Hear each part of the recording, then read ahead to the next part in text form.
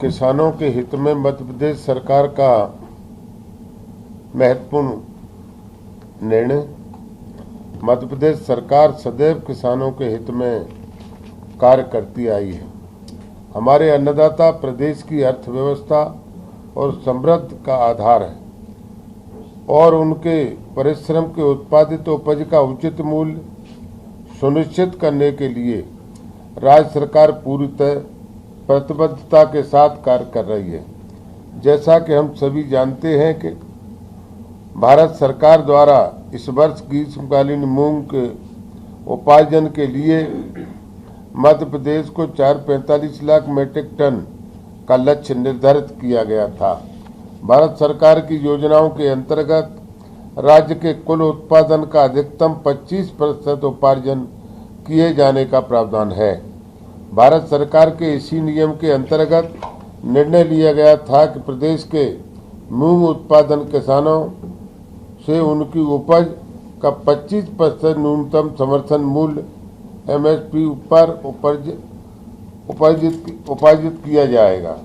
आज किसान प्रतिनिधियों के साथ हुई चर्चा के उपरांत किसानों के वक्तव्य के हित में ध्यान में रखते हुए मध्य प्रदेश सरकार ने एक महत्वपूर्ण निर्णय लिया है। अब प्रत्येक पात्र किसानों को उसकी मूंग उपार्जन का 25% नहीं बल्कि 60% उपार्जन किया जाएगा, जो नर्मदापुरम, सीहोर एवं हरदा जैसे जिलों में लगभग 3 कुंटल प्रति एकड़ आता है। यह निर्णय तत्काल प्रभाव से लागू किया जाएगा और हमारे प्रयास रहेंगे कि अधिक से अधिक किसानों को इसका लाभ मिले। किसानों को सुविधा को ध्यान में रखते हुए सरकार ने स्लॉट बुकिंग की अवधि 10 दिन बढ़ाने का निर्णय लिया है। अब किसान 30 जुलाई के स्थान पर 10 अगस्त तक स्लॉट बुकिंग कर सकेंगे।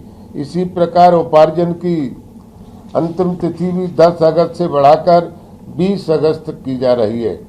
मैं प्रदेश के किसान भाइयों और बहनों से आश्वस्त करना चाहता हूं कि मध्य प्रदेश सरकार सदैव किसानों के हित में खड़ी है। जहां तक खाद्य वितरण के लिए लागू की गई ई-टोकन व्यवस्था से संबंधित शिकायतों और व्यवहारिक समस्याओं का प्रश्न है, यह व्यवस्था राज्य शासन ने एक महत्वपूर्ण सुधार और आने वाले समय में इसके किसानों को काफ़ी सुविधा दिलाने का लाभ मिलेगा। चूँकि यह एक नई व्यवस्था है, इसीलिए प्रारंभिक स्तर पर सामने आ रही है। समस्याओं को देखते हुए माननीय मुख्यमंत्री ने कृषि उत्पादन आयोग की अध्यक्षता में एक उच्च स्तरीय समिति गठित करने का निर्णय लिया है। यह समिति ई-टोकन व्यवस्था से जुड़ी सभी व्यवस्थाओं का परीक्षण कर राज्य सरकार को अपनी सुविधाएं प्रस्तुत करेगी।